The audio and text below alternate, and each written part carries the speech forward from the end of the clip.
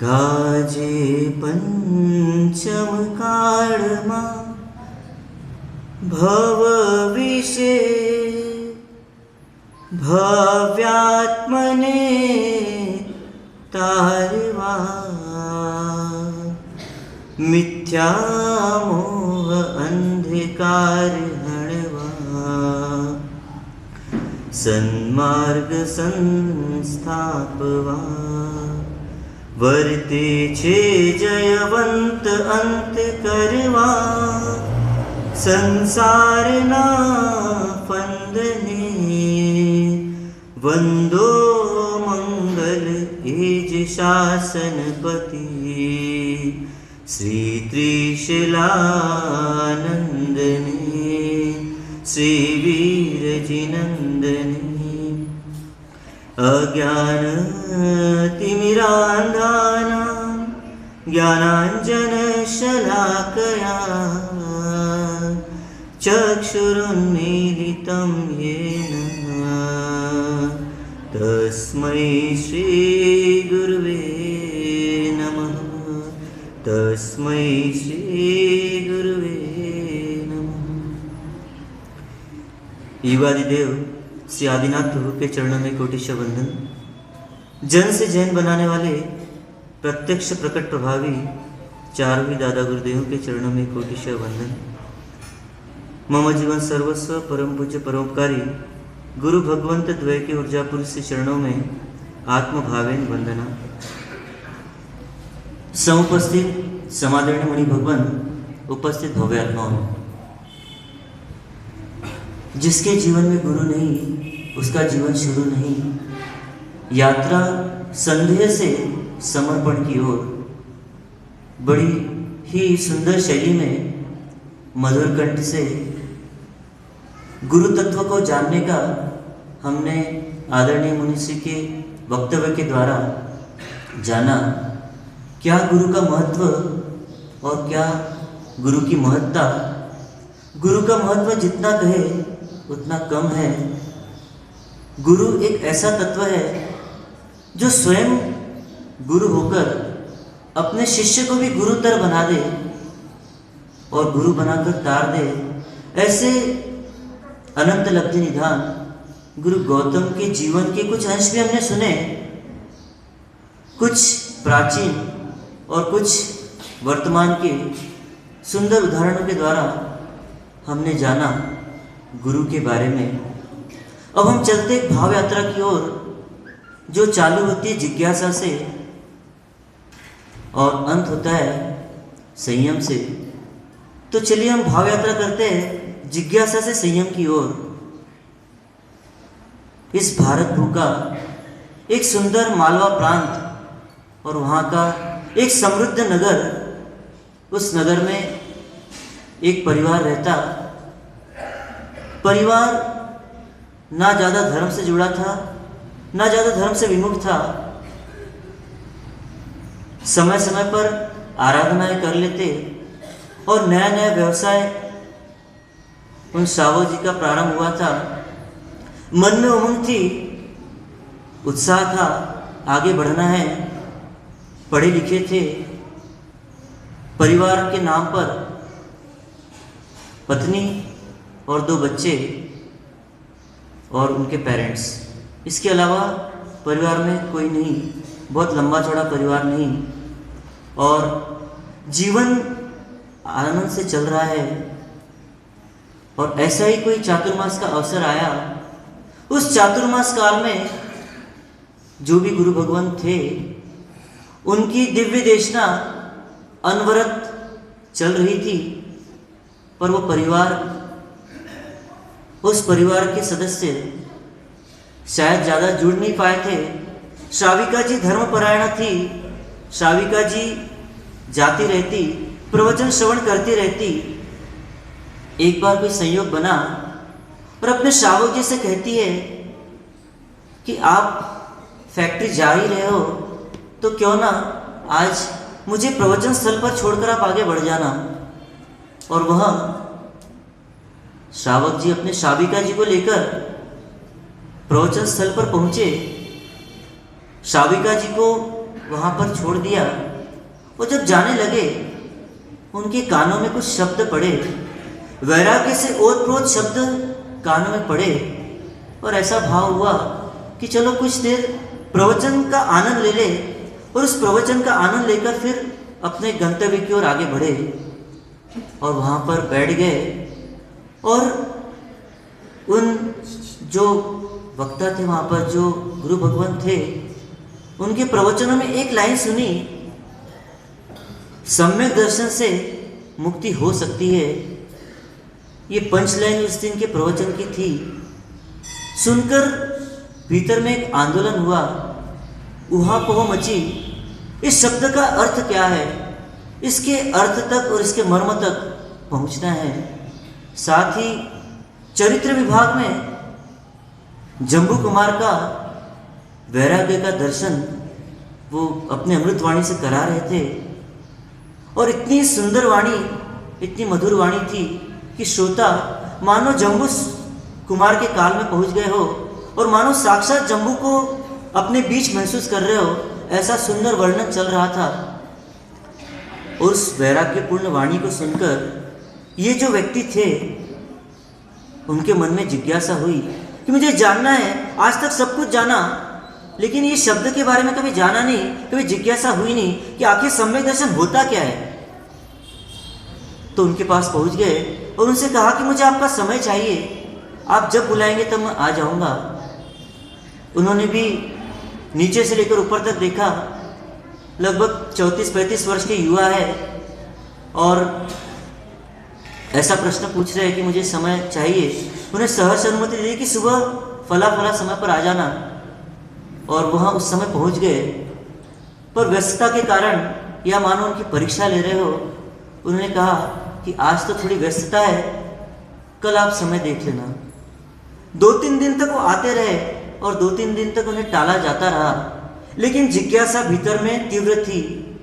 जब जब बुलाया तब तक पहुँचे, और एक दिन उन गुरु भगवंत ने, जो भी गुरु भगवंत थे, उन्होंने कहा कि बोलो भाई, क्या प्रश्न आपके मन में है, क्या जिज्ञासा आपके मन में जिसके लिए आप बार बार आ रहे हो, आपकी जिज्ञासा को यहाँ पर रखो।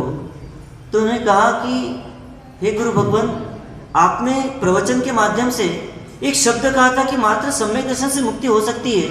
यह भला कैसे संभव हो सकता है? मुझे जानना है सम्यक दर्शन क्या है, मुझे समझना है सम्यक दर्शन क्या है, और इसको पाने से कैसे जीवन का कल्याण हो सकता है। उन्होंने कहा, अरे बस इतनी सी बात, सही जानना सम्यक ज्ञान है, सही मानना सम्यक दर्शन है, और सही जीना सम्यक चारित्र है।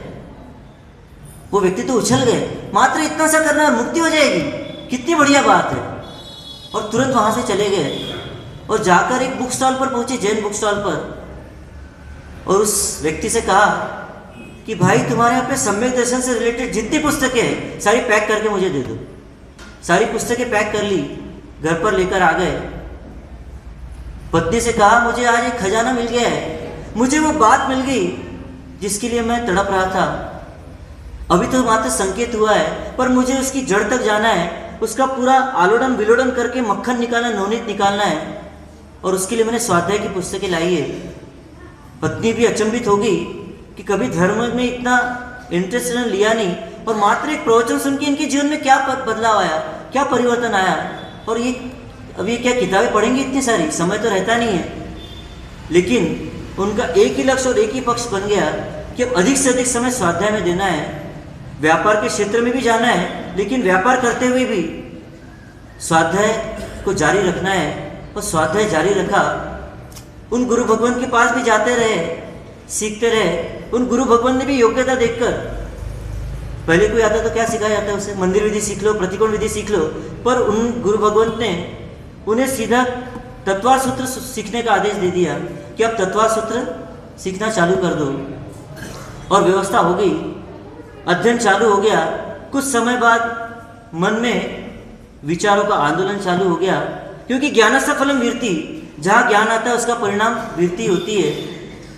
वीरति के परिणाम जागृत हो गए कि अब जल्द से जल्द संसार से मोक्ष की यात्रा की ओर बढ़ना है, संयम की यात्रा की ओर बढ़ना है। अपने मार्गदर्शक गुरु भगवान से बात की, उन्होंने कहा अभी परिवार की जिम्मेदारी है, उस जिम्मेदारी को बखूबी निभाओ, स्वाध्याय करते रहो, मन को मजबूत करते रहो। और समय बीतता गया, 1 नहीं 2 नहीं 5-6 वर्ष बीत गए। अब स्वाध्याय में इतने निष्णात हो गए कि कई लोगों को स्वाध्याय कराने लग गए। कई बार साधु साध्वी भगवान भी उनके पास आकर स्वाध्याय करने लगे।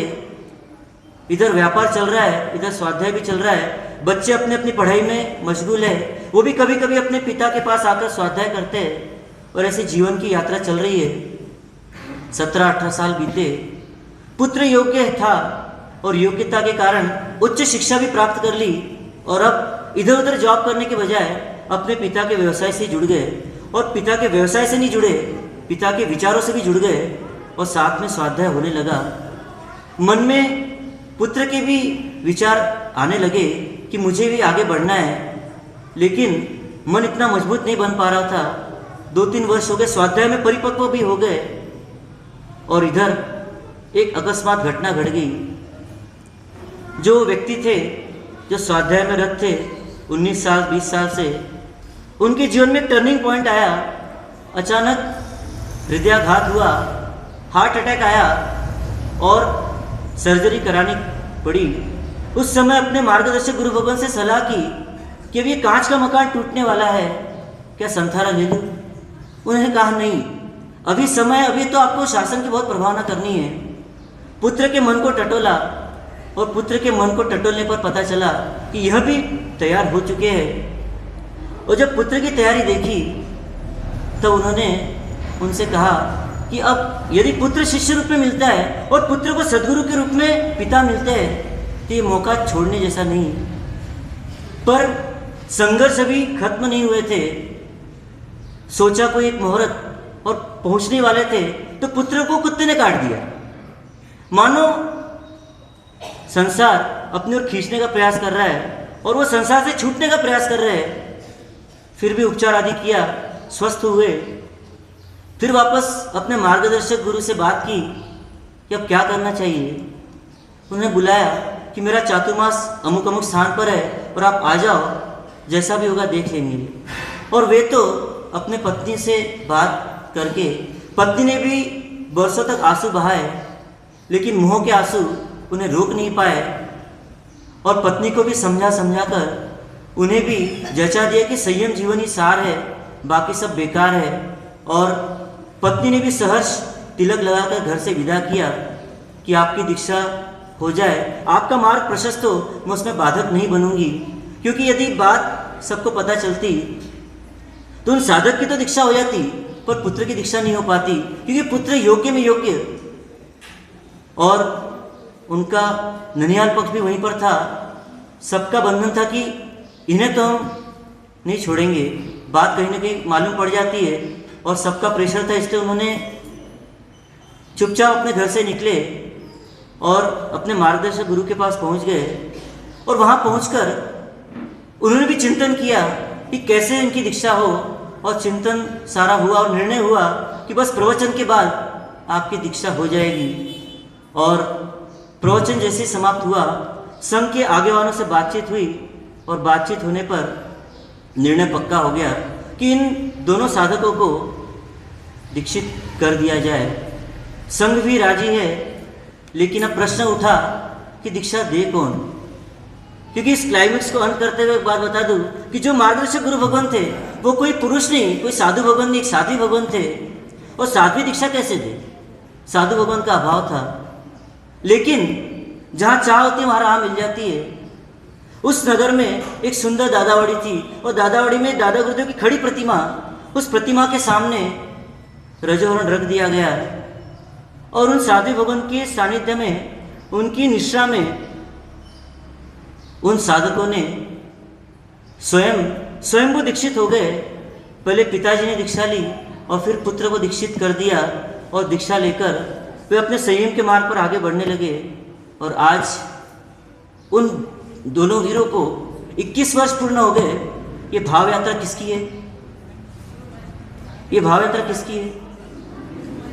कई लोगों को पता है और कई लोगों को नहीं भी पता है, इसलिए पूरी बात रखी।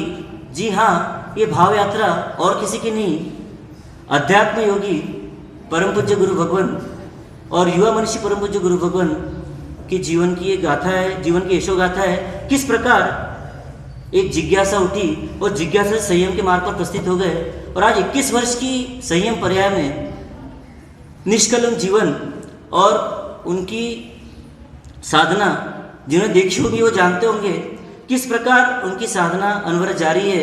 जोधपुर नगर में इस वर्ष वर्षावास के लिए विराजित है। ऐसे गुरु भगवंतों का 21वां संयम वर्ष है। हम सबकी ओर से उनके जीवन की खूब खूब अनुमोदना अनुमोदना